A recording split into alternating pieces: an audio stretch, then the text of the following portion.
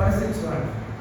మళ్ళీ వచ్చి బ్రహ్మదేవుడు అన్నాడు, వచ్చే ఇదేంటి ఇక్కడ బ్రహ్మ అక్కడ ఇంద్రలోకానికి వచ్చే స్వర్గాధిపతి నువ్వు, సో రా అంటే ఆయన ఇంద్రుడు అంటున్నాడు, అరే నాకు చూడు ఫ్యామిలీ ఉంది, పిల్లలు ఉన్నారు, మూడు రెస్పాన్సిబిలిటీ ఉంది, మాకు పెళ్ళి, పిల్లల చదువు, వాళ్ళ లెవెల్ పని లెవెల్ ఎడ్యుకేషన్. సో ఈ విధంగా ఆయన బోర్డు చిట్టి ఎత్తున్నాడు. నేను ఎలా వచ్చేది ఇన్ని బాధ్యతలు వదలుకొని బ్రహ్మదేవుడు మాయ పౌరుల కృష్ణుడు భగవద్గీత అన్నాడు కదా, ఏమన్నాడు, దైవిదేశ గుణమయి మమ మాయ దురత్తయ. దురత్ అంటే చాలా కష్టం, దాని నుంచి బయట రావడం చాలా కష్టం.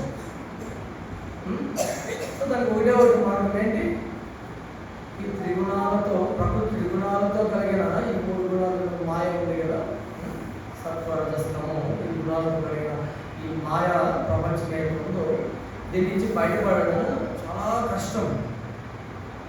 సో బ్రహ్మదేవుడు ఏం చేశాడు, ఆయన కమండలం ఉంది కదా, ఆ కమండలం నీరు తీసుకొని అప్పుడు ఇంద్రుడు దాని నుంచి బయటపడ్డాడు. అప్పుడు ఆయన ఇంద్రుడు ఇంద్రాధిపతి చూడు ఎలాంటి ప్లేస్లో అందరూ కూడా చాలా గలీజ్ ప్లేస్లో ఉంది, కనీసం మనం అక్కడ వెళ్ళలేము, చాలా నాస్టీ ప్లేస్లో ఉంది. చూడు ఆయన ఫ్యామిలీ వాళ్ళు కలిసి ఇంద్రాధిపతి అనే మాయలో ముహ్యంతి ఎస్ సూరయ్య భాగవతంలో వస్తుంది. ఈవెన్ సూర దేవతలు కూడా ఆ కృష్ణుడి యొక్క మాయా ప్రభావంతో ముహ్యంతి మోహానికి గురవుతారు. అదేవిధంగా ఆ బ్రహ్మదేవుడు ఇక్కడ ఆయన మాయ నుంచి బయటపడ్డాడు. ఆ బ్రహ్మదేవుడు కూడా ఎన్నోసార్లు మాయకుడే.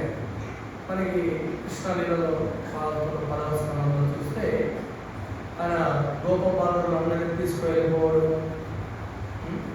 సో మళ్ళీ వాళ్ళు కృష్ణుడు ఆయన పిల్లవాళ్ళతో గోపికలు వీటితో ఆడుతూ పాడుతూ చిన్నగా మరి చిన్న దేవాది దేవుడు సర్వలోక మహేశ్వరం, అన్ని లోక సృష్టి చేసిన మహా ఈశ్వరుడు ఇక్కడ చూస్తే ఒక చిన్న విలేజ్లో, బృందావనం చిన్న విలేజ్లో ఆయన ఆడుతూ పాడుతూ మళ్ళీ వాళ్ళ ఫ్రెండ్స్ గొప్ప బాలలు ఆయన పైన ఎక్కడము, ఈ చెట్లు ఎక్కడము, ఆవులు తోడము, దూరంతో ఆడుకోవడము, ఈ విధంగా చేస్తున్న బ్రహ్మదేవుడు కంప్లీట్ అయింది.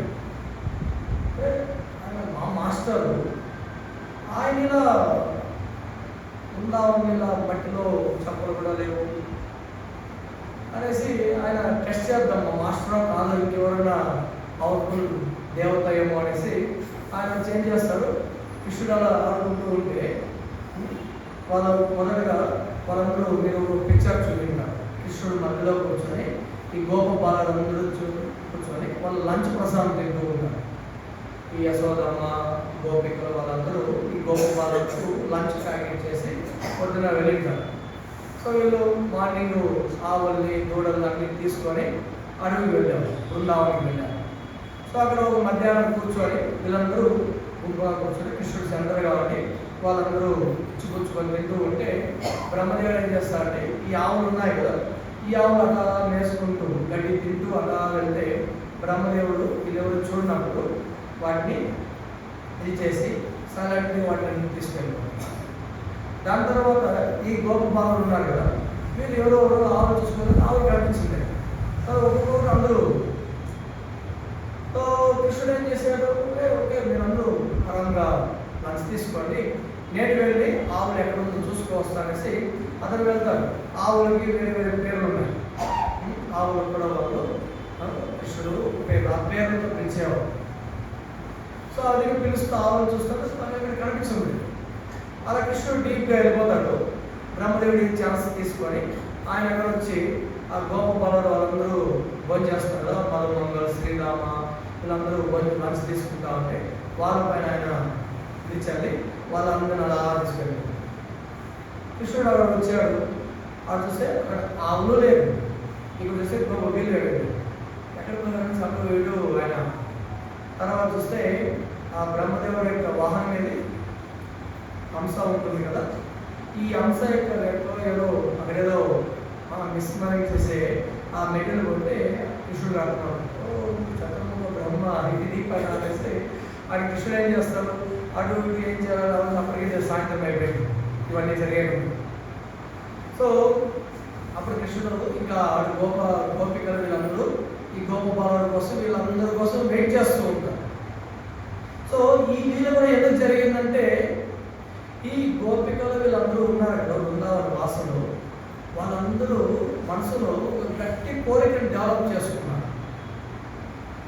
భగవంతుడు మనము ఎలాంటి కోరికను ఎలాంటి డిజైర్ను మనం డెవలప్ చేసుకుంటామో ఆ డిజైర్ ఎప్పుడో రోజు ఫుల్ఫిల్ అవుతుంది. ఎస్పెషల్లీ కృష్ణ భక్తులు మన కృష్ణుడు సైడ్ కోరుకుంది.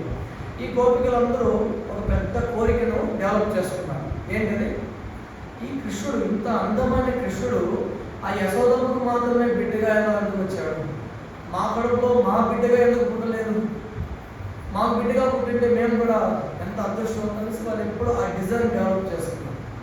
ఆ డిజైన్కి ఫుల్ఫిల్ చేయడం కోసం ఈరోజు సో భగవంతుడు ఇది ఆలోచించారు. ఓకే, బ్రహ్మకు ఆయన తర్వాత చూద్దాము.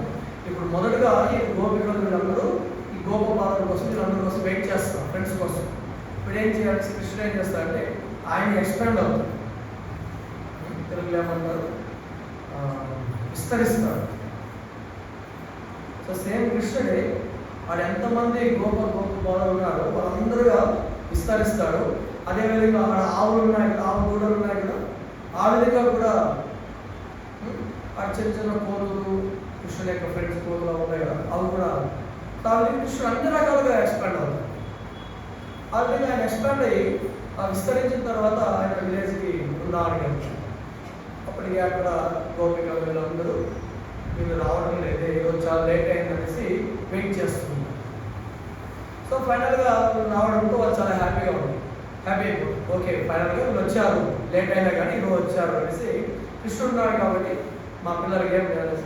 కానీ ఆ రోజు ఆ పిల్లలు ఏదో స్పెషల్ ఉంది, అంటే కృష్ణుడే కదా, కానీ కృష్ణుడు అయినా కానీ సో వీళ్ళు ఎక్స్పాండ్ అయ్యారు.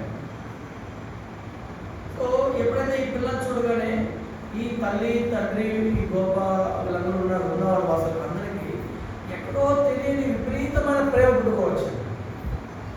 వాళ్ళు ఇమీడియట్గా తీసుకోవడం, ఆదిజ్ఞానం చేసుకోవడము, వాళ్ళ తల నిలవడము, వాళ్ళని ఒళ్ళో కూర్చోబెట్టుకోవడం, వాళ్ళని ఇది చేయడం. ఇంతకుముందు ఏ విధంగా యశోదమ్మ కృష్ణుడికి ఆలనా పాలన చూస్తుందో ఈరోజు ప్రతి ఒక్క గోపిక ఇళ్లలో ఇదే విధంగా వాళ్ళ పిల్లలకి ఆ విధంగా వాళ్ళకి తెలియదు. ఇలా పోతూ ఉంది. ఈరోజు వాళ్ళందరూ కంప్లీట్గా ఇండైరెక్ట్ కృష్ణుడికి సేవ చేస్తూ ఉన్నారు. వాళ్ళు కంప్లీట్గా సాటిస్ఫై. సో మనం ఎప్పుడైతే కృష్ణుడికి మనస్ఫూర్తిగా సేవ చేసామనుకోండి, ఫస్ట్ రిజల్ట్ ఏంటంటే మనకి సాటిస్ఫాక్షన్ వస్తుంది. మనము ఒక సేవ చేసాము, అది భౌతికమా ఆధ్యాత్మికమా అని తెలుసుకునే ఇది ఉండే ప్రమాణం ఏంటంటే ఆ సేవలో డెఫినెట్గా ఏదో చిన్న కష్టం అనేది ఉంటుంది. ఈజీ సేవలు కూడా ఉంటాయి, కొన్ని సేవలు కష్టంగా కూడా ఉంటుంది. ఇప్పుడు దీన్ని తుడవాలి, నేను తుడవాలంటే వాళ్ళు నడుమ ఉంచాలి కదా, చీపురు పట్టుకొని తుడవాలి కదా, కొద్దిగా కష్టం అది ఉంటుంది. ఇంకొన్ని సేవలు ఉంటాయి, కొన్ని సేవలు రక్తాలు కూడా చెందించాల్సిన పని వస్తుంది. ఎవరు రక్తం చెందించారు చెప్పండి సేవలో? కృష్ణుని సేవలో ఎవరు ఏ భక్తుడు రక్తాన్ని చిందించాడో చెప్పండి? మేమైతే కాదు. ఒక్కరి కాకుండా ఇది పడింది కాలు పైన ఆలయం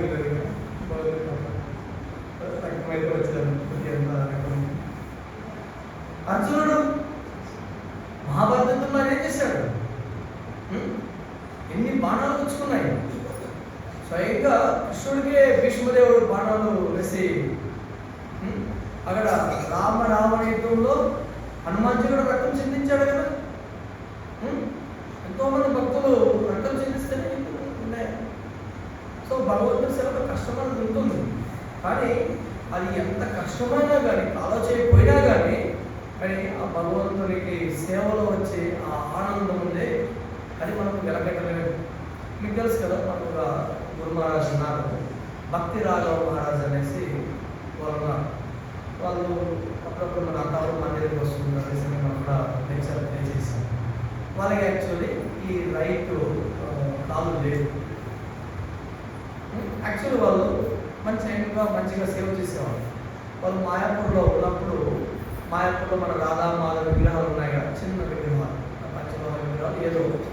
అక్కడ ఏమంటే స్టార్టింగ్లో కొంతమంది బందిపోట్లు అంటారు కదా, దొంగలు, వాళ్ళు వచ్చి అటాక్ చేయడం, మందిరంలో అవి తీసుకెళ్ళేవారు. ఎందుకంటే ఓపెన్ ఫీల్డ్. సో మన ఫామ్ ఉంది కదా, మన ఫామ్ చుట్టూ ఏది ఊరు లేదు 2 కిలోమీటర్ల దూరం వాళ్ళు ఏం జరిగినా కానీ దిగులేదు. మరి ఆఫ్కోర్స్ మనకి ఫెన్సింగ్ ఉంది, జాలీ ఉంది. కానీ మాయాపూర్ ఏమంటే అది 2000 ఎకరాల చదువుకుంటుంది. ఒక సైడ్ మొత్తము జాలీ నది ఉంటుంది, ఇంకొక సైడ్ గంగానది ఉంది, మిగతా సైడ్ అంత ఫీల్డ్స్ ఉంది. సో స్టార్టింగ్లో ల్యాండ్ రావడానికి పెద్ద గొడవలు అవి. ఎప్పుడైతే ప్రభుత్వాలు వాళ్ళు ఇంటర్నేషనల్ సొసైటీ ఇంటర్నేషనల్ లెవెల్లో కట్టారో ఇస్కాన్ని, అప్పుడు చాలామంది ఆ విగ్రహాలు, చిన్న విగ్రహాలు ముఖ్యంగా ఉంటారు కదా, రాధామాధవ విగ్రహాలు, ఆ విగ్రహాలు తీసుకుపోయడానికి ఒకసారి దొంగలు వస్తే ఈ మహారాజు వాళ్ళు వెంటబడి వాళ్ళు దొంగలు ఏం చేశారు, తుపాకులు పెట్టుకోవాలి. వాళ్ళు కాల్ చేశారు. ఆ కాల్చి ఇక్కడ బయట మొత్తం కాలేజ్ తీసేసింది. చూడండి, ఎప్పుడో దాదాపు 30 సంవత్సరాలు, ఎప్పుడో 30 సంవత్సరాలకు. సో అదే మనకి జరిగింది. మనం ఏం చేయము, ఆ కృష్ణుడు వద్దు, ఆ సేవ వద్దు, నాకేమి కర్మ, అది కదా. సో వాళ్ళు కాలేజ్ పోగొట్టుకొని వాళ్ళందరితో బ్రహ్మచారిగా ఉండేవాళ్ళు.